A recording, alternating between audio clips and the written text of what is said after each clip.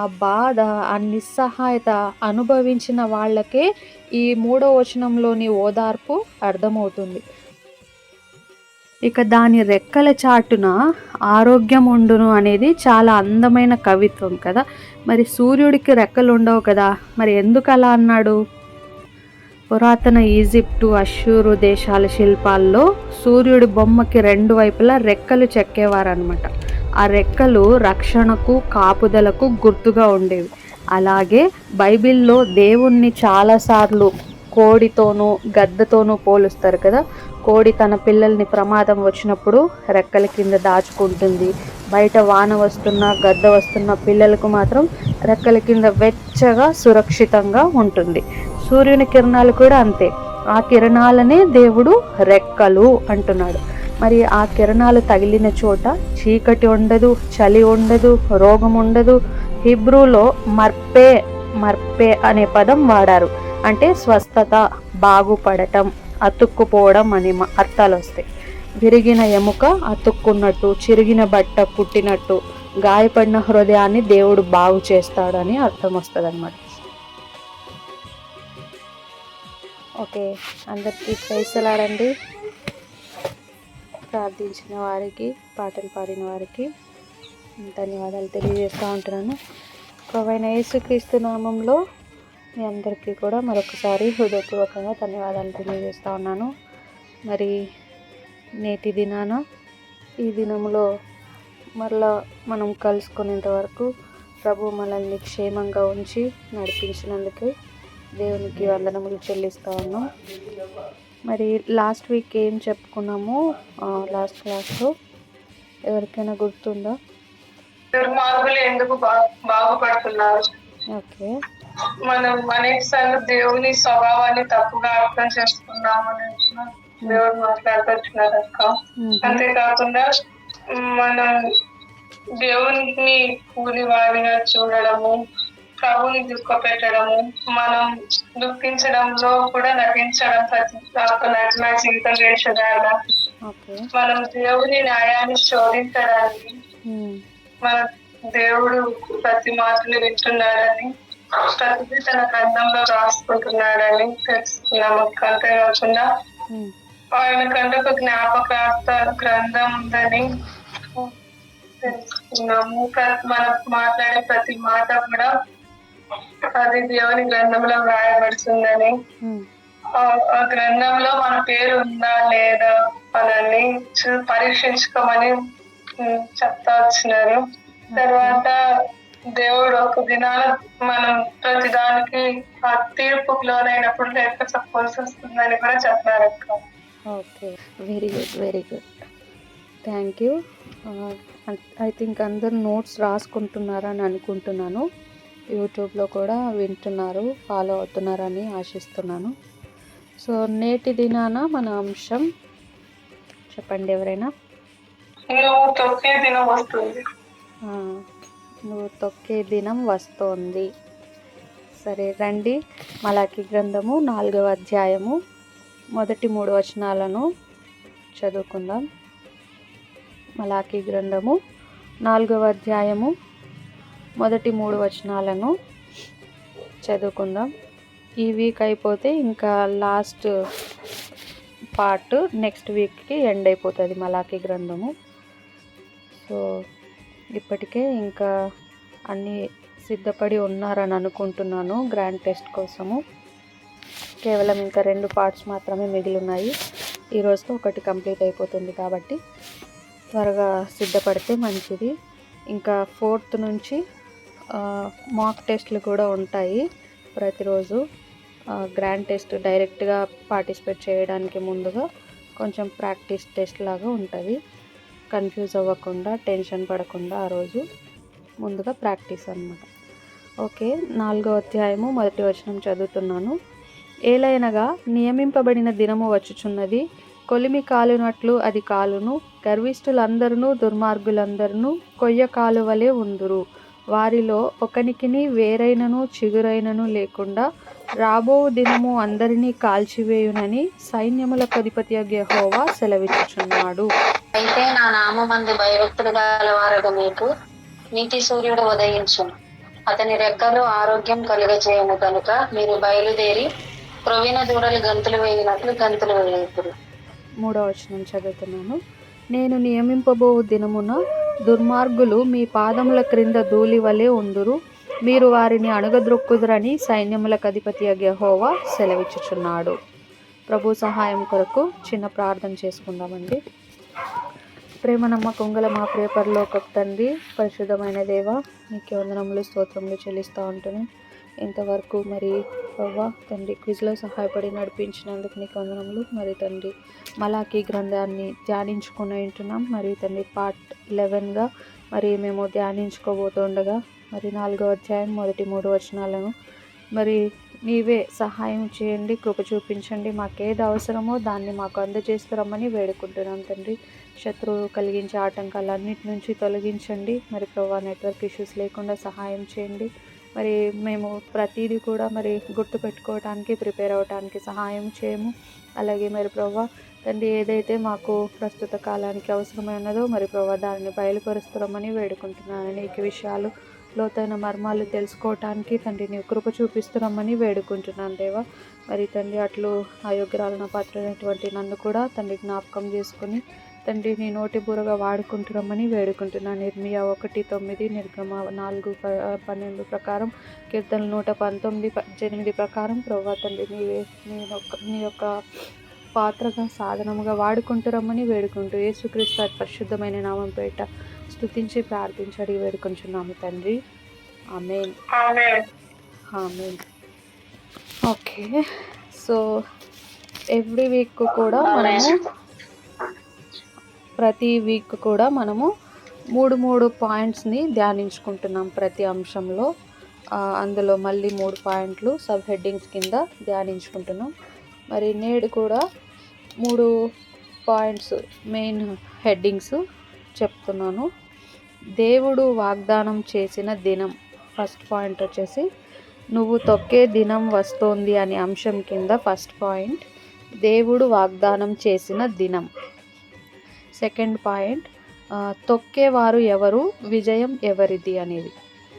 తొక్కేవారు ఎవరు, విజయం ఎవరిది అనేది సెకండ్ పాయింట్.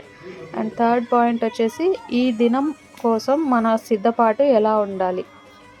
ఈ దినం కోసం మన సిద్ధపాటు ఎలా ఉండాలి. సో ఈ 3 అంశాల గురించే మనము నేటి దినాన ధ్యానించుకొని ఉంటున్నాం. సో 4వ అధ్యాయము 1వ వచనము ఎవరైనా చదవగలరా?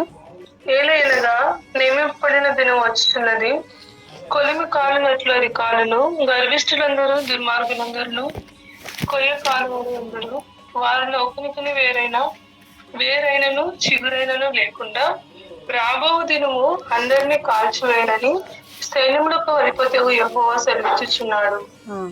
చాలండి. సో ఇక్కడ యెహోవా దినాన్ని గురించి మాట్లాడుతుంది. ఈ భాగాన్ని అర్థం చేసుకోవాలంటే మలాకీ కాలం యొక్క పరిస్థితి మనకు తెలియాలి. యూదులు బబులోను చెర నుండి తిరిగి వచ్చి దేవాలయం కట్టుకున్నారు అనేది మనము పాస్ట్ క్లాసెస్లో కూడా చూసుకున్నాం కదా.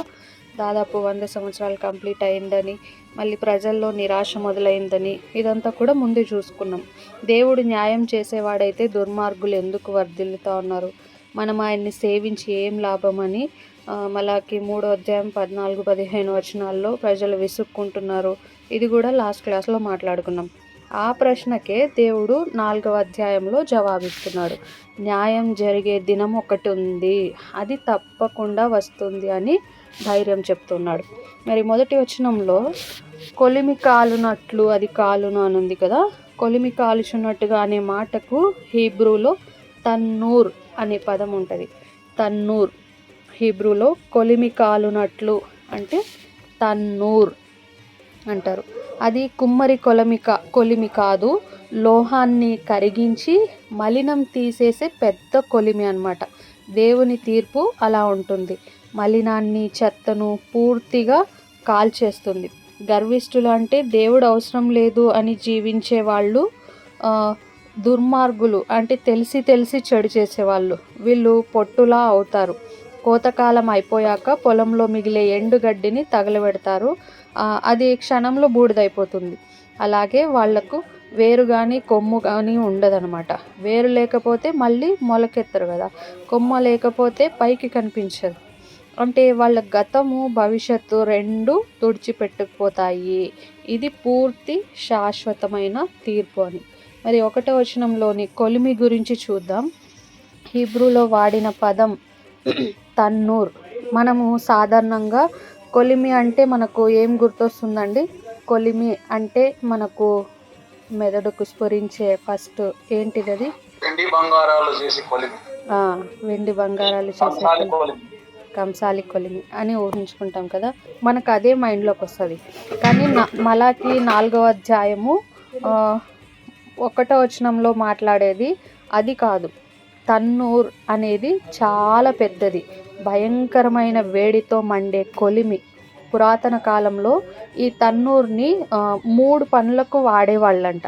ఒకటి లోహాలను కరిగించడానికి, ఇందాక మీరు చెప్పినట్టు వెండి బంగారం లాంటి విలువైన లోహాలను దాదాపు 1000 డిగ్రీ సెంటీగ్రేడ్ పైగా వేడిలో కరిగిస్తే అందులో ఉన్న మట్టి, మలినము, చెత్త అంతా పైకి తేలి విడిపోతుంది. మలినం కాలిపోయాకే స్వచ్ఛమైన లోహం మిగులుతుంది.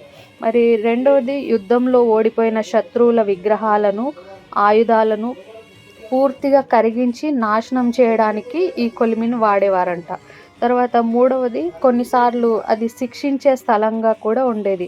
మరి దానియేలు గ్రంథంలో షద్రక్, మేషక్, అబేద్నెగోలను పడేసిన అగ్నిగుండం కూడా ఇలాంటి తన్నూర్ లాంటిదే అనమాట. అంటే దేవుని తీర్పు రోజు మామూలు మంట కాదు, అది శుద్ధి చేసే మంట, నాశనం చేసే మంట. రెండు ఒకేసారి జరుగుతాయి. శుద్ధి ఒకేసారి జరుగుతుంది, నాశనము ఒకేసారి జరుగుతుంది. లోహం విషయంలో అయితే మలినం కాలిపోతుంది, విలువైనది మిగులుతుంది కదా. మనిషి విషయంలో అయితే గర్వము, దుర్మార్గము అనే మలినము పూర్తిగా కాలిపోవాలి. కానీ ఆ మలినమే వాళ్ళ జీవితం అంతా అయిపోతే కాల్చడానికి వాళ్ళు తప్ప ఇంకేమీ మిగలదు. అందుకే పొట్టు అనే ఉదాహరణ వాడాడు మలాకి గారు. మరి పొలంలో ధాన్యం తీసేశాక మిగిలేది ఎండుగడ్డి, వట్టి పొట్టు కదా. దానికి బరువు ఉండదు, విలువ అసలే ఉండదు. నీళ్లు పోసినా మళ్ళీ మొలకెత్తదు. రైతు దాన్ని కుప్పగా వేసి నిప్పు పెడతారు కదా. మరి ఒక్క క్షణంలో భగ్గున మండి బూడిదైపోతుంది. గాలి వీస్తే ఆ బూడిద కూడా ఎటు కొట్టుకుపోతుందో కూడా తెలియదు అనమాట. ఆనవాళ్ళు కూడా మిగలదు. వేరు కానీ కొమ్మ కానీ ఉండదు అనేది ఇంకా లోతైన మాట అనమాట. పాత నిబంధనలోని ఒక జాతిని, కుటుంబాన్ని చెట్టుతో పోలుస్తారు. వేరు అంటే పూర్వీకులు, పునాది, గతం. కొమ్మ అంటే పిల్లలు, వారసత్వము, భవిష్యత్తుకు సూచిస్తుంది అనమాట. ఒక చెట్టును పూర్తిగా నాశనం చేయాలంటే కొమ్మలు నరికితే సరిపోతుందండి? సరిపోదక్క, వేర్లు కూడా వేర్లతో సహా పెకిలించి కాల్చేయాలి, అప్పుడే అది మళ్ళీ చిగురించదు కదా. దేవుడు వేరునైనను కొమ్మనైనను లేకుండా చేస్తాను అంటున్నాడంటే ఆ దుర్మార్గుల ప్రభావము గతంలో నుండి భవిష్యత్తు వరకు పూర్తిగా తుడిచేస్తాను అని చెప్తున్నాడని అర్థం. వాళ్ళ పేరు, వాళ్ళ పనులు, వాళ్ళ జ్ఞాపకం ఏది కూడా ఈ భూమి మీద మిగలదు, ఇంకా ఉండదు. అందుకే ఈ కొలిమి తాత్కాలిక శిక్ష కాదు, టెంపరీ పనిష్మెంట్ అసలు కాదు. అది శాశ్వతమైన తిరుగులేని తీర్పు. దేవుడు అన్యాయాన్ని చూసి ఊరుకోడు, కానీ వెంటనే తీర్పు తీర్చడు కూడా. సమయం ఇస్తాడు, అవకాశం ఇస్తాడు, కానీ ఆయన నియమించిన దినం వచ్చినప్పుడు మాత్రం తన్నూర్లా ఉంటుందన్నమాట. మలినం తప్ప మరేమీ లేని వాళ్ళు దానిలో కాలిపోతారు. దేవుని నామానికి భయపడే వాళ్ళు మాత్రం అదే మంటలో పుటం వేసిన బంగారంలా శుద్ధమై బయటికి వస్తారు. కొలిమి ఒక్కటే, కానీ దానిలో పడే వస్తువును బట్టి ఫలితం మారిపోతుంది. మరి 2వ వచనము, ఇది మొదటి వచనానికి పూర్తిగా వ్యతిరేకమైన చిత్రం కనిపిస్తుంది. మొదటి వచనంలో ఇక్కడ తీర్పు గురించి మాట్లాడుతున్నట్టు ఉంటుంది. మరి 2వ వచనం చదవండి ఎవరైనా. అయితే నా నామమందు భయభక్తుల వారగు మీకు నీతి సూర్యుడు ఉదయించును, అతని రెక్కలు ఆరోగ్యమును కలుగజేయును గనుక మీరు బయలుదేరి క్రోవిన దూడలు గంతులు వేయినట్లు గంతులు వేయుదురు. చాలానా, థ్యాంక్ యూ. సో నా నామమునకు భయపడు వారికి అనే మాట చాలా ముఖ్యం. దీనికి హీబ్రూలో యారే అనే పదం. భయం అని అర్థం వచ్చినా ఇక్కడ దయ్యాన్ని చూసి భయపడినట్టు కాదు, ఒక రాజు ఎదుట లేదా మనం ఎంతగానో ప్రేమించే తండ్రి ఎదుట నిలబడినప్పుడు వచ్చే భక్తి, గౌరవము, వణుకు కలిసిన ప్రేమతో అది కదా. మరి దేవుడు చెప్పిన మాటను లెక్క చేయడం, ఆయన ఇష్టానికి విలువ ఇవ్వడం, ఆయన లేకుండా మనం ఏమీ కాదు అని గుర్తించడం, అలాంటి వాళ్లకు కొలిమి కాదు సూర్యుడు ఉదయిస్తాడు అని దేవుడు అంటున్నాడు అనమాట. నీతి సూర్యుడు అనే మాట హీబ్రూలో షెమెష్ సెదాకా. నీతి సూర్యుడు అనే మాటకు షెమెష్ సెడాకా అంటారు హీబ్రూలో. పురాతన ప్రపంచంలో సూర్యుడు కేవలం వెలుగు ఇచ్చేది కాదు, జీవం ఇచ్చేది అనమాట. సూర్యుడు రోజుల తరబడి కనిపించకపోతే పంటలు పండవు, చలితో జనం చనిపోతారు, రోగాలు వస్తాయి, చీకటంటేనే భయం, అన్యాయం, మరణం. కానీ సూర్యుడు ఉదయించగానే చీకటి పారిపోతుంది, చలి పోతుంది, శరీరానికి విటమిన్ డి దొరుకుతుంది, పంటలు పెరుగుతాయి. అంటే సూర్యుడు న్యాయం చేస్తాడు, అందరికీ సమానంగా వెలుగు పంచుతాడు, బ్రతకడానికి కావాల్సింది ఇస్తాడు.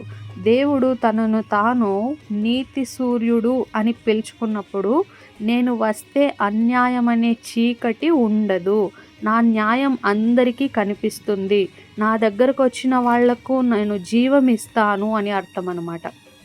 క్రైస్తవ నమ్మకంలో ఈ నీతి సూర్యుడు యేసుక్రీస్తే. ఆయన నేనే లోకానికి వెలుగును అని చెప్పాడు కదా. ఇక దాని రెక్కల చాటున ఆరోగ్యం ఉండును అనేది చాలా అందమైన కవిత్వం కదా. మరి సూర్యుడికి రెక్కలు ఉండవు కదా, మరి ఎందుకు అలా అన్నాడు? పురాతన ఈజిప్టు, అష్షూరు దేశాల శిల్పాల్లో సూర్యుడి బొమ్మకి రెండు వైపులా రెక్కలు చెక్కేవారనమాట. ఆ రెక్కలు రక్షణకు, కాపుదలకు గుర్తుగా ఉండేవి. అలాగే బైబిల్లో దేవుణ్ణి చాలాసార్లు కోడితోనూ గద్దతోనూ పోలుస్తారు కదా. కోడి తన పిల్లల్ని ప్రమాదం వచ్చినప్పుడు రెక్కల కింద దాచుకుంటుంది, బయట వాన వస్తున్నా గద్ద వస్తున్నా పిల్లలకు మాత్రం రెక్కల కింద వెచ్చగా సురక్షితంగా ఉంటుంది.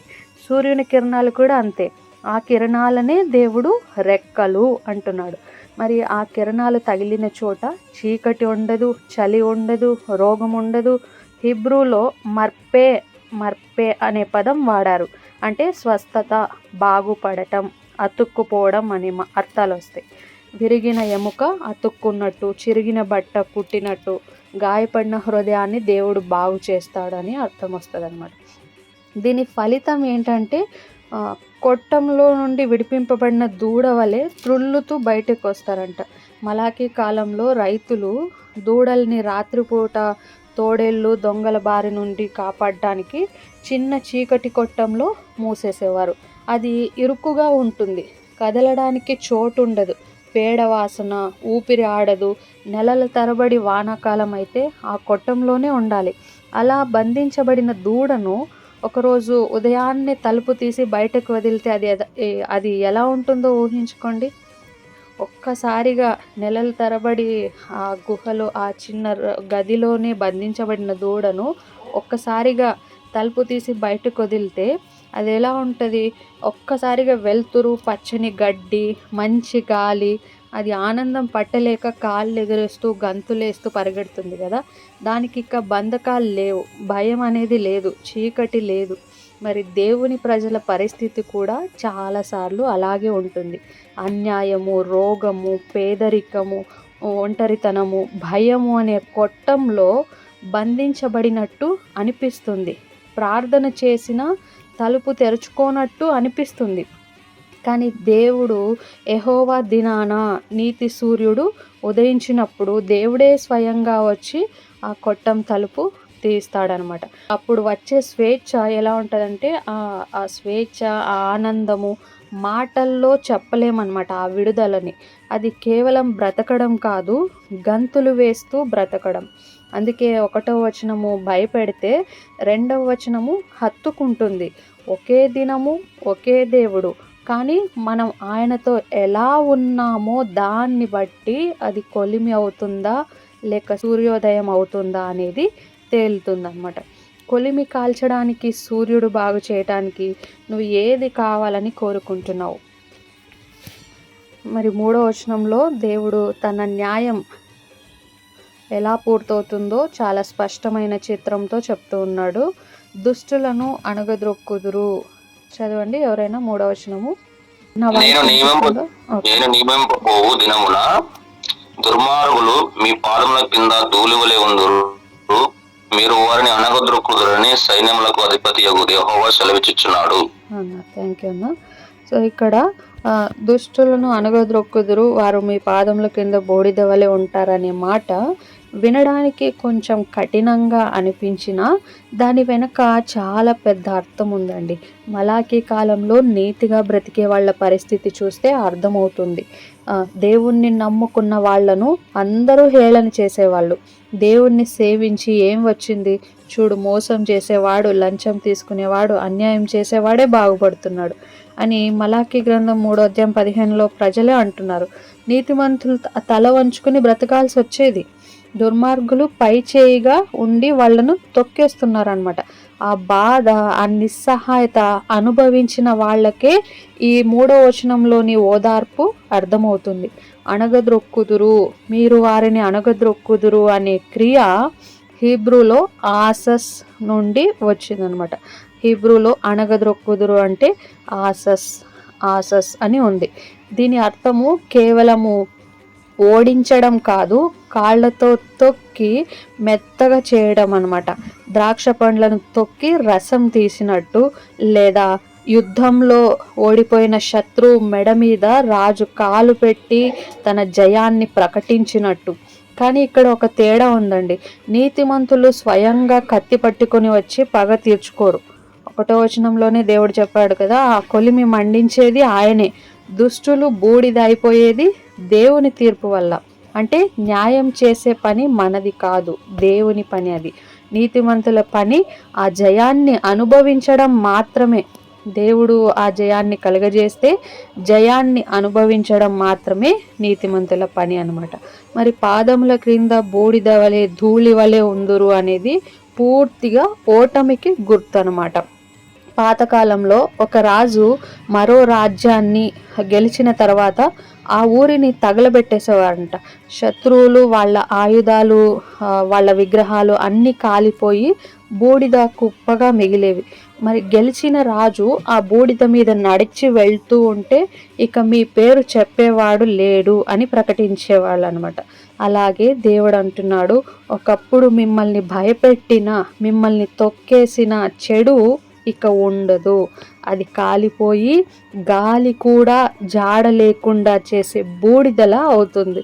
మీరు దాని మీద నడుస్తారు అంటే భయం పోయింది, బాధ పోయింది, ఆ చెడుకు గుర్తు కూడా మిగల్లేదు అని అర్థం. అందుకే నేను దీని చేయు దినమునా అని దేవుడు ప్రత్యేకంగా చెప్తున్నాడు అనమాట. అంటే హీబ్రూలో యోమ్ అషర్ అని ఓసే, యోమ్ అషర్ అని ఓసే అంటే నేను పనిచేసే రోజు, నేను దీని చేయు దినమున అనే అర్థాలు వస్తాయి. యోమ్ అషర్ అని ఓసే. మనుషులు ప్రయత్నిస్తే న్యాయం సగం సగం జరుగుతుంది. ఒక దుర్మార్గుడిని శిక్షిస్తే ఇంకో 10 మంది పుట్టుకొస్తారనమాట. కానీ దేవుడు పనిచేసే రోజున చెడు అనేది వేళ్లతో సహా పెకిలించబడుతుంది. ఆయన చేసేది తాత్కాలిక పరిష్కారం కాదండి, శాశ్వతమైన విడుదల. ఇది కేవలం భవిష్యత్తులో జరిగేది మాత్రమే కాదు. యేసు సిలువలో చనిపోయి తిరిగి లేచినప్పుడు సాతాను తలను చితగ్గొట్టాడని కొలస్సీ 2:15 చెప్తుంది కదా. అది ఈ వాగ్దానానికి తొలి మెట్టు అన్నమాట. కానీ ఇంకా లోకంలో చెడు ఉంది, నీతిమంతులు ఏడుస్తున్నారు. అందుకే యేసు రెండవసారి వచ్చినప్పుడు ఈ 3వ వచనం సంపూర్ణంగా నెరవేరుతుంది. ప్రకటన 19-20 అధ్యాయాల్లో సాతాను, మరణము, పాపము అన్నీ అగ్నిగుండంలో పడవేయబడతాయి. ఆ తర్వాత కొత్త ఆకాశము, క్రొత్త భూమి వస్తుందన్నమాట. అక్కడ ఏడుపు ఉండదు, అన్యాయం ఉండదు. కాబట్టి 3వ వచనము పగ తీర్చుకోమని చెప్పడం లేదు. నీ పని నువ్వు ఆపి నమ్మకంగా ఉండు, న్యాయం చేసే బాధ్యత నాది. నేను చేసే రోజు వచ్చినప్పుడు ఒకప్పుడు నిన్ను ఏడిపించిన చెడు నీ కాళ్ళ కింద బూడిదలా ఉంటుంది, నువ్వు గంతులు వేస్తూ నడుస్తావు అని దేవుడు హామీ ఇస్తున్నాడు. అందుకే మలాకి 4వ అధ్యాయం 1-3 వచనాల్లో ఒకే నాణానికి 2 వైపులు అన్నమాట. కొలిమి లేక సూర్యుడు, బూడిద అవ్వడం లేక బూడిద మీద నడవడం, భయం లేక విడుదల. మరి నువ్వు ఏ వైపు ఉంటావో అనేది ఈరోజు దేవునితో నీ సంబంధం మీద ఆధారపడి ఉంటుంది. సో మరి మొదటిగా మనము ఫస్ట్ పాయింట్ చూసుకున్నాం కదా. ఫస్ట్ పాయింట్ ఏం చూసుకున్నామండి, ఏం చెప్పుకున్నాం స్టార్టింగ్లో? 3 అంశాలు. దేవుని వాగ్దానం చేసిన దినము. థ్యాంక్ యూ అండి. ఒకేవాడు ఎవరు, విజయం ఇచ్చేది ఎవరు? ఓకే, ఫస్ట్ ఇది ఒకటి చాలన్నా. ఫస్ట్ పాయింట్ మాత్రమే, దేవుడు చేసిన దినం, దేవుడు వాగ్దానం చేసిన దినం. సో ఇందులో మరలా ఇంకొక 3 పాయింట్స్ చూసుకుందాము. అందులో ఫస్ట్ది తీర్పు దినం. దేవుడు వాగ్దానం చేసిన దినం ఎలాంటిది అంటే తీర్పు దినం. ఫస్ట్ పాయింట్ తీర్పు దినము. ఇది దుష్టులకు అగ్ని లాంటిది అనమాట. తీర్పు దినం అంటే దుష్టులకు అగ్ని లాంటిది. అహంకారులు, గర్విష్ఠులు, దుర్మార్గులు వీళ్ళందరూ కూడా కొయ్యకాలు వలె కాల్చబడతారు. మీకు వేమన పద్యం తెలుసా అండి ఎవరికైనా? 30 ఏండ్ల నుంచి కూడబెట్టిన ధనము నెల్ల అని ఒక పద్యం ఉంటుంది కదా, అది ఎవరికైనా తెలుసా? వేమన గారి పద్యము. ఓకే, 30 ఏండ్ల నుండి కూడబెట్టిన ధనము నెల్ల 300 దొంగలెత్తుకుపోయిరి, కట్టె కాల్చిన పిమ్మట బూడిదయ్యను గదా విశ్వదాభిరామ వినురవేమ అని ఒక పద్యం ఉంది. నేను ఎప్పుడో చిన్నప్పుడు చదువుకున్నా. మరి ఈ పద్యము చూస్తే వేమన పద్యము ప్లస్ తీర్పు దినం, కొలిమి ఈజ్ ఈక్వల్ టు కొంచెం ఒకే భావము ఇస్తాయన్నమాట. చూడండి, కొలిమి అని ఇక్కడ ఉంది కదా, మరి కొలిమి కాలినట్లు అంటే కొలిమి అంటే సంపూర్ణ న్యాయం, కట్టె కాల్చిన పిమ్మట బూడిదయ్యను అనేది అర్థం అన్నమాట. కొలిమి మలినాన్ని కాల్చి బంగారాన్ని మిగిలిస్తుంది. అలాగే తీర్పు దినం రోజు దేవుడు లోకంలోని అవినీతి, అహంకారం అనే మలినాన్ని కాల్చేస్తాడు. వేమన చెప్పినట్టు చనిపోయాక శరీరాన్ని కట్టెతో కాలిస్తే కోటీశ్వరుడు అనే తేడా ఉండదు కదా, మిగిలేది బూడిదే. బీదవాడైనా కోటీశ్వరుడైనా మిగిలేది బూడిదే. కానీ ఆ రోజున డబ్బు లెక్క కాదు, నీ హృదయం స్వచ్ఛంగా ఉందా లేదా అనేదే లెక్క. శద్రక్, మేషక్, అబేద్నెగో లాగా నీతిగా ఉంటే మంట నిన్ను కనీసం ముట్టుకొని కూడా ముట్టుకోదు. లంచగొండి ఆఫీసర్లా ఉంటే ఒక సిబిఐ రైడ్ లాగా అదే మంట నిన్ను కాల్చేస్తుంది అనమాట. కొలిమి ఉద్దేశం ఏంటి? నాశనమా, శుద్ధా? కొలిమి యొక్క ఉద్దేశం ఇక్కడ మొదటి వచనంలో కొలిమి వలె, కొలిమి కాలునట్లు అది కాలును అని ఉంది కదా. మరి కొలిమి వలె కాలును అన్నప్పుడు దేవుడు కోపంతో ఊగిపోతున్నాడని అర్థం కాదు. కానీ కంసాలి దగ్గరికి వెళ్ళి చూడు, అతని బంగారాన్ని మంటలో పెడతాడు. ఎందుకు? దాన్ని పాడు చేయటానికా? కాదు. 1000 degrees 1000 degrees వేడిలో బంగారం కలిసిపోయిన సీసము, రాగి, మట్టి అనే మలినాలు కరిగి పైకి తేలుతాయి. కంసాలి వాటిని తీసి పారేస్తాడు. చివరికి మిగిలేది ఈ 24 క్యారెట్స్ ప్యూర్ గోల్డ్ అనమాట. మంట బంగారాన్ని ముట్టుకోదు, మలినాన్ని మాత్రమే కాలుస్తుంది. తీర్పు దినం కూడా అంతే అనమాట. దేవుడు మనుషుల్ని కాల్చేయటానికి రాడు. ఈ లోకంలో న్యాయంతో కలిసిపోయిన లంచము, ప్రేమతో కలిసిపోయిన స్వార్థము, సేవతో కలిసిపోయిన పేరు ప్రతిష్టల ఆశ, వీటిని విడదీయటానికే ఆ కొలిమి అనమాట. మలినం కాలిపోతుంది, స్వచ్ఛత మిగులుతుంది. అందుకే అది న్యాయం, పగ తీర్చుకోవటం కాదు, లెక్క సరిచేయటం.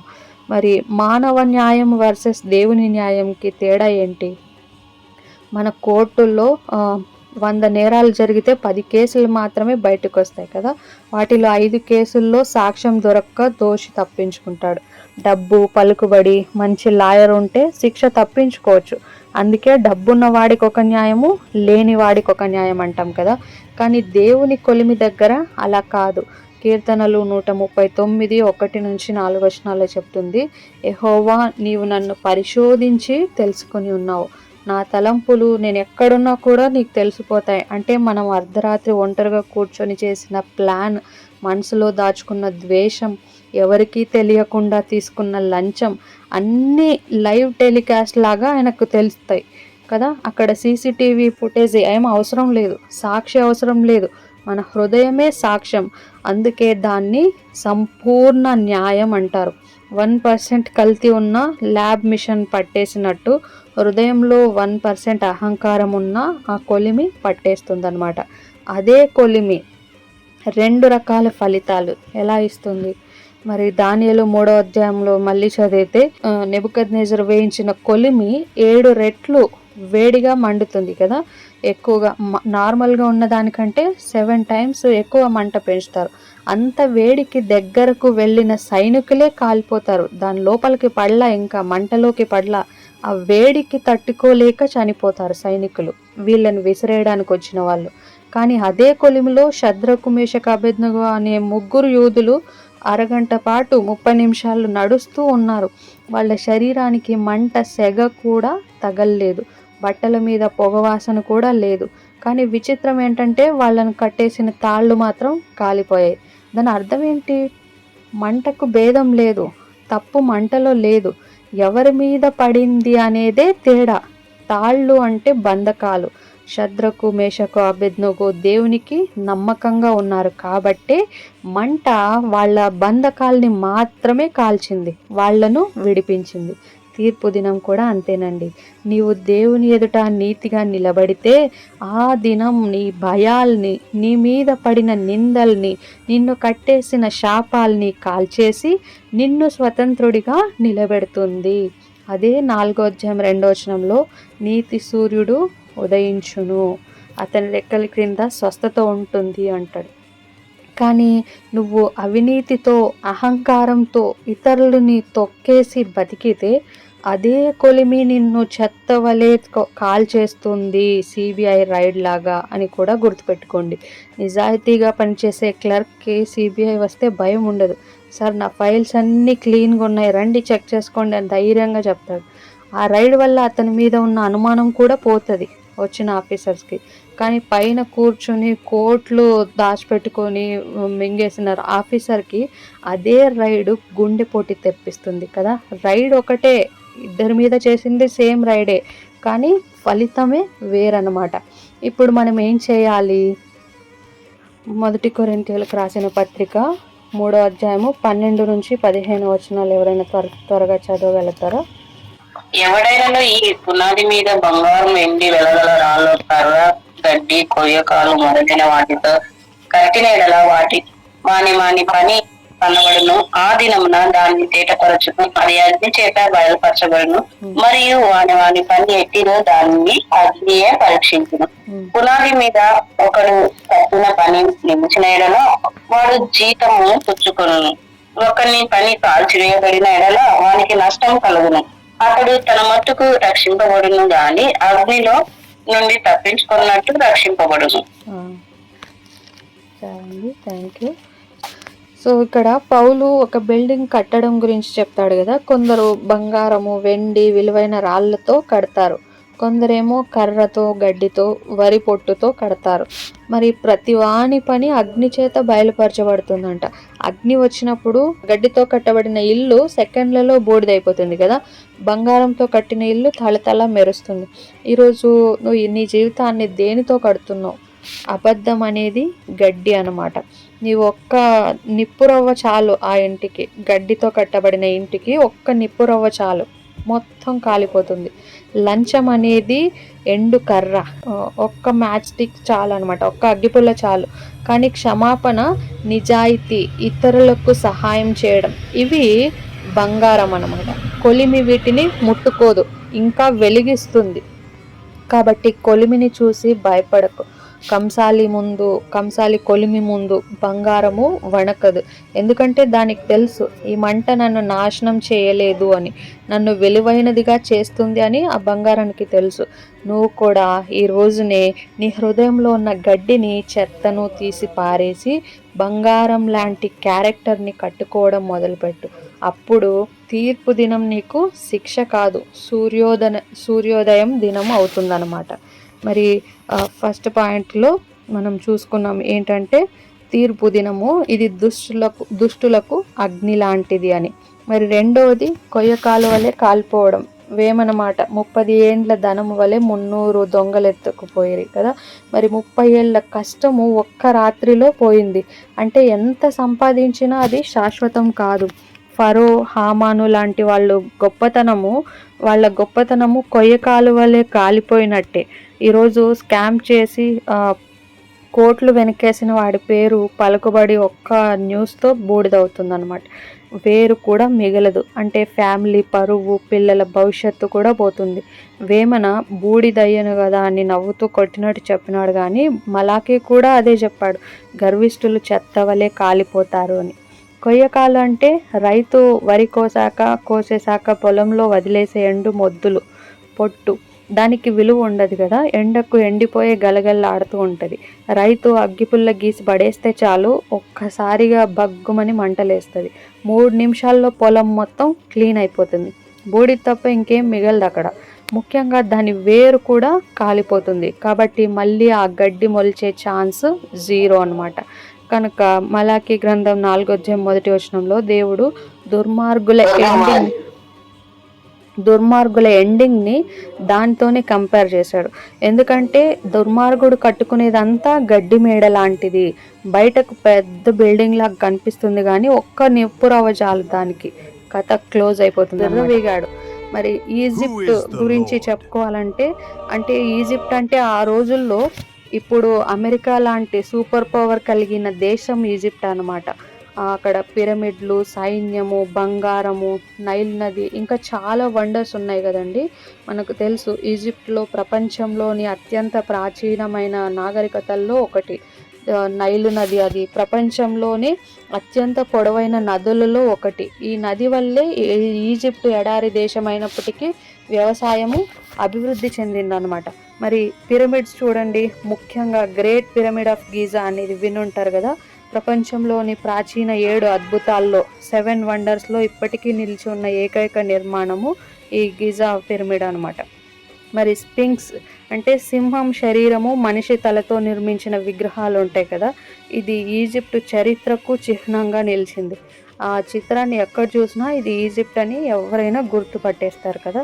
మరి ఫరోలు, 1000 సంవత్సరాల పాటు ఈజిప్టును పరిపాలించిన రాజులు, ఇంకా మమ్మీస్, మరణించిన రాజుల శరీరాలను ప్రత్యేక పద్ధతిలో భద్రపరచడము ఈజిప్ట్ యొక్క ప్రత్యేకత అనమాట. ఇంకో హైరోగ్లిఫ్స్ అంటారు. ప్రపంచంలోని అత్యంత ప్రాచీన లిపి విధానాలలో ఒకటి. చిత్రాల రూపంలో రాసేవారు అనమాట లిపి. దేవాలయాలు, ఇంకా కర్నాక్ టెంపుల్ అని, అబూ సింబెల్ టెంపుల్స్ వంటి అద్భుతమైన దేవాలయాలు నేటికి కూడా పర్యాటకుల్ని ఆకర్షిస్తున్నాయి. ఇంకా అక్కడ రాజుల లోయ ఉంటుంది, వ్యాలీ ఆఫ్ ద కింగ్స్ అనే ప్రదేశంలో అనేక మంది ఫరోల సమాధులు ఉన్నాయన్నమాట. ప్రసిద్ధ ఫరో తుతాంఖమున్ అనే సమాధి కూడా ఇక్కడే కనుక్కున్నారు. సూయజ్ కాలువ అనేది మధ్యధరా సముద్రాన్ని ఎర్ర సముద్రంతో కలిపే ప్రపంచంలోని అత్యంత ముఖ్యమైన జల మార్గాలలో ఒకటి. మరి ఈజిప్టు ప్రాచీన నాగరికత, ఇంకా బైబిల్లో ప్రాముఖ్యత చూస్తే అబ్రహాము కరువు సమయంలో ఈజిప్టుకు వెళ్తాడు. యోసేపు బానిసగా వెళ్ళి ఈజిప్టు ప్రధానమంత్రిగా అవుతాడు. మోషే ద్వారా ఇశ్రాయేలీయులు ఈజిప్టు బానిసత్వం నుంచి విడిపింపబడతారు. ఈ ఈజిప్టు ప్రాచీన నాగరికత, నిర్మాణ కళ, చరిత్ర, బైబిల్ సంఘటనలు, మళ్ళీ ఇంకా భౌగోళిక ప్రాధాన్యతల వల్ల ప్రపంచంలో ఎంతో విశిష్టమైన దేశంగా గుర్తింపు పొందింది ఈజిప్టు. ఈ ఈజిప్టు మీద దేవుడు 10 తెగుళ్ళు పంపినా కూడా ఫరో విన్లా. చివరికి ఎర్ర సముద్రంలో రథాలు, గుర్రాలు, స్పెషల్ ఫోర్స్ అంతా ఒకేసారి గల్లంత అయిపోయింది. ఫరో శవం కూడా దొరకలేదన్నమాట.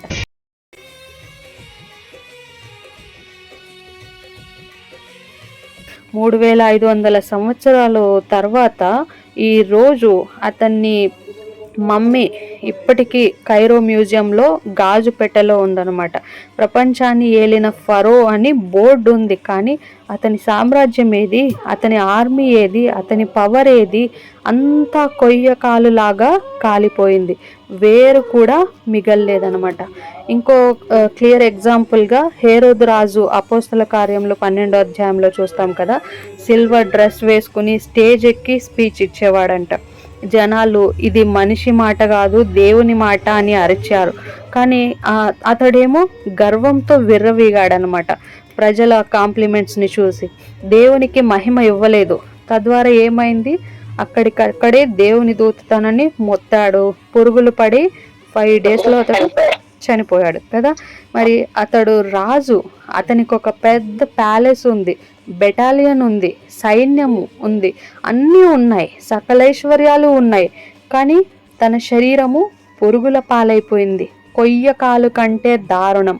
అందుకే దేవుడు అంత గట్టిగా వార్నింగ్ ఇస్తున్నాడు, కొయ్య కాలుకు మళ్ళీ బతికే ఛాన్స్ ఉండదు.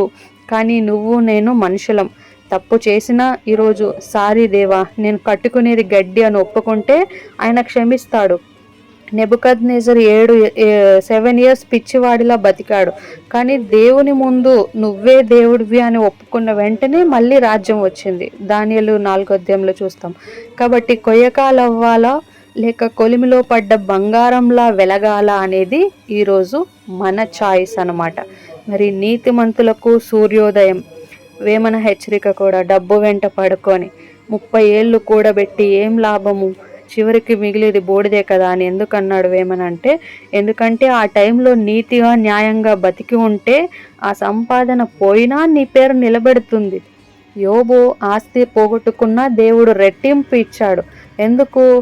అతను బంగారం లాంటివాడు, కొలిమి అతన్ని కాల్చలేదు, కడిగింది. లాజరు కథలో కూడా ధనవంతుడు అగ్నిలో, లాజరు అబ్రహాము రొమ్మున. కాబట్టి వేమన పద్యం సారాంశం ఏంటంటే, బూడిద అయ్యే దానికోసం బంగారం లాంటి జీవితాన్ని తగలబెట్టుకోకు. తీర్పు దినం సారాంశం కూడా అదే, కాలిపోయే వాటి మీద కాకుండా నిలిచిపోయే వాటి మీద పెట్టుబడి పెట్టండి.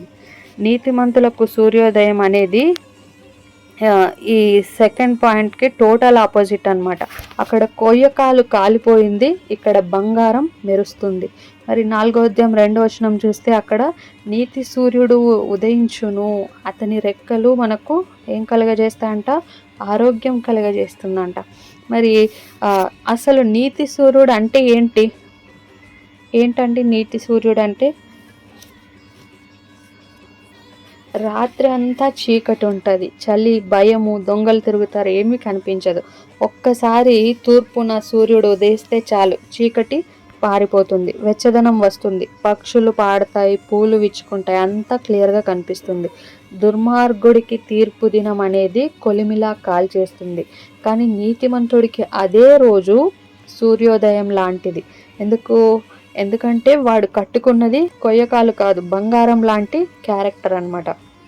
మరి అందుకే వేమన సెటైర్ వేశాడు కదా, బూడిదయ్యే దానికోసం బంగారం లాంటి నీ జీవితాన్ని, నీ నీతిని, నీ టైంని ఎందుకు తగలబెట్టుకుంటావు? నువ్వు నీతిగా బ్రతికితే రేపు ఆస్తి పోయినా వాడు మంచోడు అని నీ పేరు నిలబెడుతుంది. యోబులా మళ్ళీ దేవుడు నిన్ను లేపుతాడు. కానీ అన్యాయంగా సంపాదిస్తే ఆ డబ్బుతో పాటు నీ పేరు కూడా కాలిపోతుంది. హామానులాగా వేరు కూడా మిగలదనమాట. మరి ఇప్పటి లైఫ్లో దీన్ని ఎలా అప్లై చేసుకోవాలి అంటే, మొదటిగా కొలిమిలో వేసిన కాలని వాటి మీద ఇన్వెస్ట్ చేయాలి. డబ్బు, ఇల్లు, కారు ఇవన్నీ కొయ్యకాలన్నమాట. రేపు స్టాక్ మార్కెట్ క్రాష్ అయితే, రేపు హార్ట్ అటాక్ వస్తే, రేపు ఐటీ రైడ్ అయితే అంతా పోతుంది. కానీ నీ క్యారెక్టర్, నీ నిజాయితీ, నువ్వు ఇతరులకు చేసిన సహాయం, దేవునితో నీ రిలేషన్షిప్, ఇవి బంగారం అన్నమాట. వీటిని దొంగలు ఎత్తుకెళ్ళలేరు, చావు కూడా తీసుకెళ్ళలేదు, మంట కూడా ఏమీ చేయలేదు. మరి అందుకని యేసు అంటున్నాడు మత్తయి సువార్త 6వ అధ్యాయం 20వ వచనంలో, పరలోకమందు మీ కొరకు ఏం కూర్చుకోవాలంటండి? ధనము కూర్చుకోవాలి. అక్కడ ఏముండదు, చిమ్మట కానీ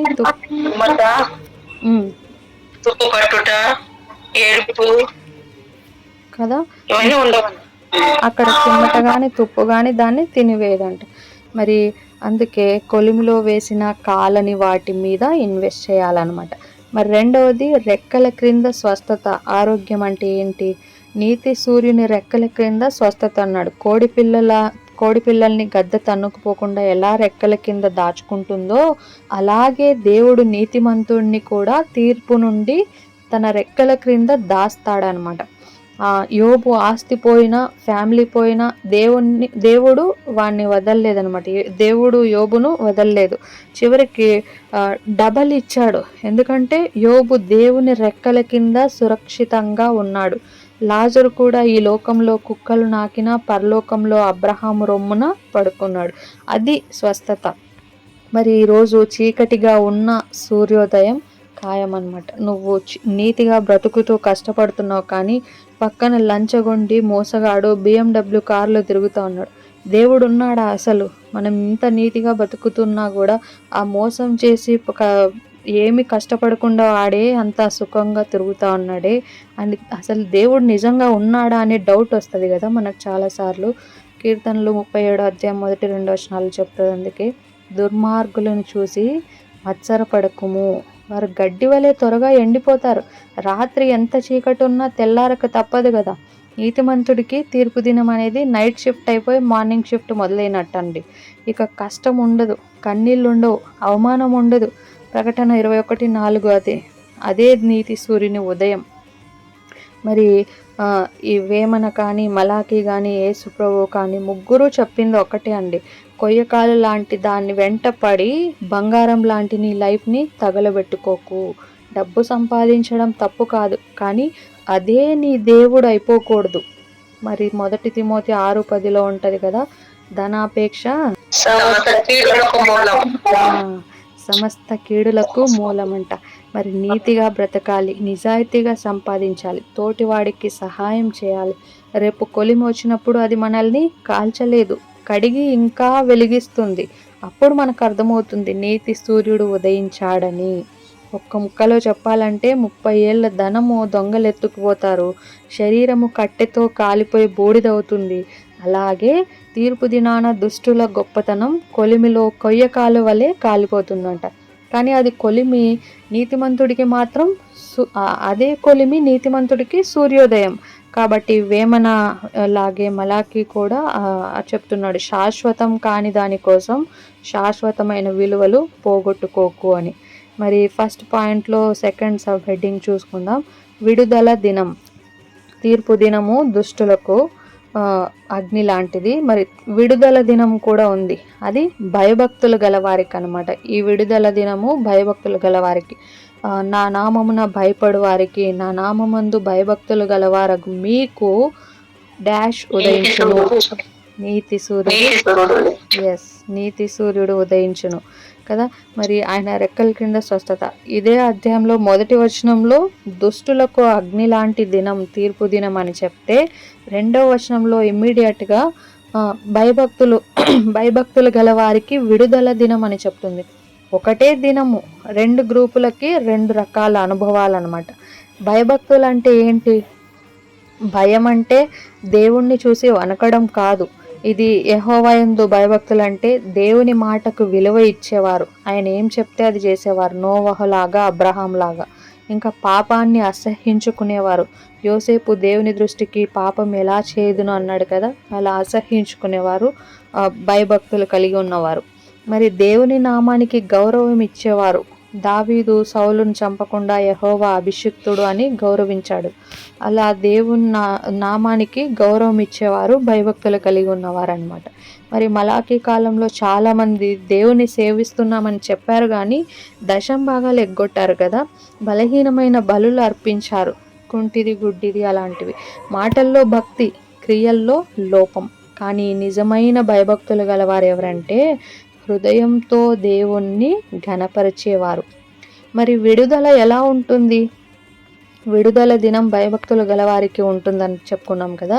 మరి విడుదల ఎలా ఉంటుందంటే 3 విధాలుగా ఉంటుంది. అది నీతి సూర్యుడు ఉదయిస్తాడు. చీకటి రాత్రి తర్వాత సూర్యోదయం ఎలా ఉంటుందో గుర్తు తెచ్చుకోండి. చలిపోతుంది, చీకటి పారిపోతుంది, క్రొత్త వెలుగు వస్తుంది. యేసుక్రీస్తునే ఆ నీతి సూర్యుడు. ఆయన మన జీవితంలో ఉదయించినప్పుడు పాపపు చీకటి, అపరాధ భావన, శాపము అన్నీ పారిపోతాయి. ఇక నీ మీద నేరారోపణ లేదు. ఇంకోటి విడుదల ఎలా ఉంటుంది అంటే ఆయన రెక్కల క్రింద స్వస్థత. కోడి తన పిల్లలను రెక్కల క్రింద దాచుకున్నట్టు తుఫాన్ వచ్చినా గద్ద వచ్చినా పిల్లలకి ఏమీ కాదు. నీతి సూర్యుని రెక్కలు అంటే ఆయన కృప, ఆయన రక్షణ.